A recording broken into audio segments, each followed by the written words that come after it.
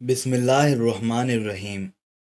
قارون حضرت موسیٰ علیہ السلام کے چچا یسار کا بیٹا تھا۔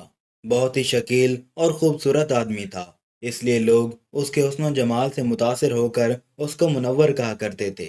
اس کے ساتھ ساتھ اس میں یہ کمال بھی تھا کہ وہ بنی اسرائیل میں تورات کا بہت بڑا عالم اور بہت ہی ملنسار اور بااخلاق انسان تھا، اور لوگ اس کا بہت ہی ادب و احترام کرتے تھے۔ قارون حضرت موسیٰ علیہ السلام کی صحبت میں رہ کر تورات کے علم سے مالا مال ہوا۔ قارون لوگوں کے ساتھ بہت اچھا حسن سلوک کرتا تھا، جس کی وجہ سے لوگ بھی قارون کی دل و جان سے عزت کرتے تھے۔ قارون نے حضرت موسیٰ علیہ السلام سے علم کیمیا بھی سیکھا اور ایسا ماہر ہو گیا کہ رام کو چاندی اور تانبے کو سونا بنا لیتا۔ قارون نے بے شمار دولت کمائی، دولت کے ساتھ ساتھ اللہ پاک نے اسے عزت بھی خوب دی۔ ہر ہفتے کے آخری دن قارون بڑی شان و شوکت کے ساتھ چاندی کا لباس اور سونے کے جوتے اور ہیرے جواہرات سے سجا ہار پہن کر بے شمار گھوڑوں اور لونڈیوں کے ساتھ اپنے محل سے باہر نکلتا۔ جو کوئی بھی دنیا دار اس کو دیکھتا تو کہتا، اللہ تعالیٰ مجھ کو بھی اتنی دولت اور محلوں سے نواز دے تاکہ میں بھی شان و شوکت کے ساتھ زندگی گزار سکوں۔ جو لوگ قیامت کے دن پر یقین رکھتے تھے وہ کہتے تھے ان سب نعمتوں کا اللہ تعالیٰ کو قیامت کے دن حساب دینا ہوگا۔ یہ سب شان و شوکت ایک دن ختم ہونے والی ہے، اس سے بہتر تو یہ ہے کہ اللہ تعالیٰ کی یاد میں زندگی گزاری جائے۔ قارون کے پاس اتنا خزانہ تھا کہ اس کے خزانے کی چابیوں کو اٹھانے کے لیے اس نے کئی خچر رکھے ہوئے تھے۔ ایک روایت میں ہے کہ اس کے خزانے کو اٹھانے کے لیے 300 اونٹ مقرر کیے گئے تھے۔ اللہ پاک نے قرآن میں بھی اس خزانے کا ذکر فرمایا۔ بے شک قارون موسیٰ کی قوم سے تھا، پھر اس نے ان پر زیادتی کی اور ہم نے اس کو اتنے خزانے دیے جن کی کنجیاں ایک زوراور جماعت پر بھاری تھیں۔ ناظرین گرامی، کیا کوئی قارون کے خزانوں کا اندازہ لگا سکتا ہے؟ کیونکہ جب رب کائنات فرما رہا ہے کہ قارون کے خزانوں کی چابیاں بھی ایک زوراور جماعت پر بھاری تھی، اتنی دولت ہونے کی وجہ سے قارون غرور اور تکبر کرنے لگا۔ اس نے دنیا والوں کے ساتھ طرح طرح کے ظلم و ستم کرنا شروع کر دیے۔ قارون کے پاس لوگ آئے تو کہنے لگے، قارون اپنی دولت پر اتنا غرور نہ کر، اللہ تعالیٰ غرور اور تکبر کرنے والوں کو سخت ناپسند کرتا ہے۔ اس بات کو اللہ تعالیٰ نے قرآن میں یوں بیان فرمایا ہے، میرے نبی وہ وقت یاد کرو کہ جب قارون سے اس کی قوم کہنے لگی، خزانوں پر اتنا شوق نہ بن، کہ اللہ تعالیٰ ایسے شوق بازوں کو پسند نہیں فرماتے۔ اللہ تعالیٰ نے تجھے جو خزانے دیے ہیں اسے آخرت میں جنت کا گھر بنا، دنیا میں بھی اپنے حصے کی گزاران سے فائدہ اٹھا اور اپنی قوم سے اچھا رویہ اختیار کر، بالکل اسی طرح جس طرح اللہ نے تیرے ساتھ اچھا رویہ اختیار فرمایا۔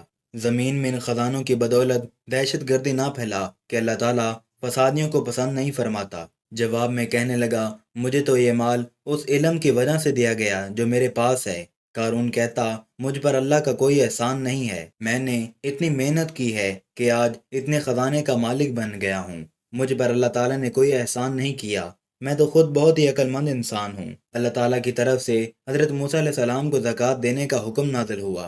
جب حضرت موسیٰ علیہ السلام نے قارون کو زکوٰۃ دینے کا فرمایا تو قارون نے کہا، جی بھائی، میں اپنی دولت کا 1000واں حصہ زکوٰۃ ادا کروں گا۔ جب اس نے اپنے سارے خزانے کی زکوٰۃ کا اندازہ لگایا تو وہ بہت زیادہ تعداد میں بن گئی، تو اس کے دل میں لالچ آیا تو اس نے زکوٰۃ دینے سے انکار کرتے ہوئے بنی اسرائیل کو کہا کہ حضرت موسیٰ علیہ السلام کی کسی بات پر یقین مت کرنا، وہ تمہاری دولت کو زکوٰۃ کے بہانے کم کرنا چاہتے ہیں۔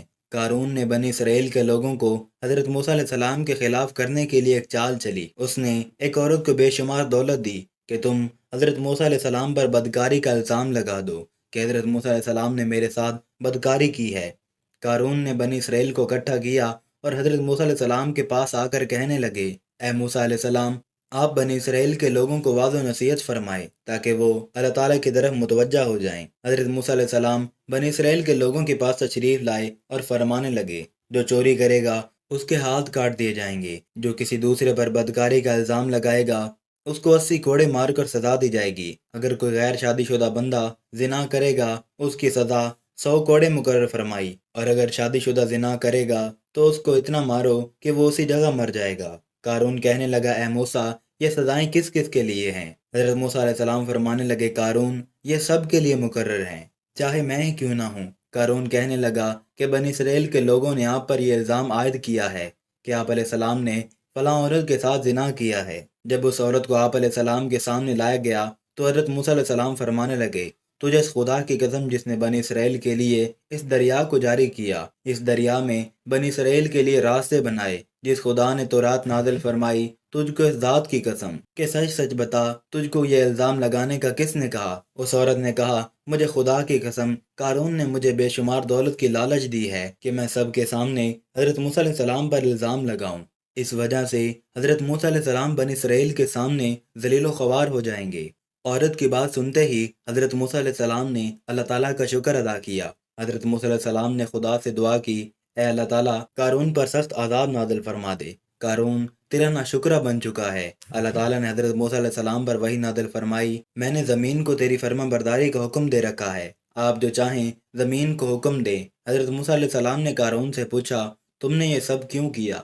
قارون نے جواب دیتے ہوئے کہا، اے موسیٰ، اگر اللہ تعالیٰ نے تجھ کو نبوت عطا کی ہے تو میرے پاس بھی دولت کی کوئی کمی نہیں ہے، اگر آپ چاہیں تو مجھ کو بد دعا دے سکتے ہیں اور میں بھی آپ کو بد دعا دوں گا۔ حضرت موسیٰ علیہ السلام نے فرمایا، بتا، پہلے تو مجھے بد دعا دے گا کہ میں اللہ تعالیٰ سے تیرے عذاب کی دعا کروں۔ قارون کہنے لگا، پہلے میں تجھے بد دعا دیتا ہوں۔ قارون نے حضرت موسیٰ علیہ السلام کو بد دعا دی تو حضرت موسیٰ علیہ السلام کو کچھ نہ ہوا۔ پھر حضرت موسیٰ علیہ السلام نے بنی اسرائیل کو فرمایا، اے بنی اسرائیل، جو قارون کے ساتھ ہے وہ قارون کے ساتھ جا کر کھڑا ہو جائے، اور جو میرا ساتھی ہے وہ میرا ساتھ آ کر کھڑا ہو جائے۔ حضرت موسیٰ علیہ السلام کا یہ حکم سن کر صرف 2 آدمی نے قارون کا ساتھ دینے کو مناسب سمجھا۔ جب 2 آدمی قارون کے ساتھ جا کر کھڑے ہو گئے تو حضرت موسیٰ علیہ السلام نے زمین کو حکم دیا کہ قارون کو اپنے اندر ڈھس لے، تو زمین نے ان کو اپنے اندر ڈھس لیا۔ جب قارون نے یہ صورتحال دیکھی تو حضرت موسیٰ علیہ السلام کو رشتہ داری کے واسطے دینے شروع کر دیے۔ اس وقت حضرت موسیٰ علیہ السلام نے قارون کی کسی بات کی طرف توجہ نہ دی۔ اس طرح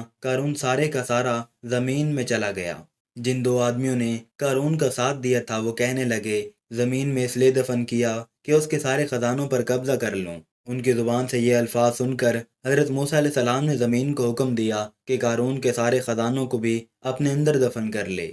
زمین نے حضرت موسیٰ علیہ السلام کے حکم کی تعمیل کی۔ اللہ تعالیٰ سے دعا ہے کہ اللہ تعالیٰ ہم سب کو نیک کام کرنے کی توفیق عطا فرمائے، آمین۔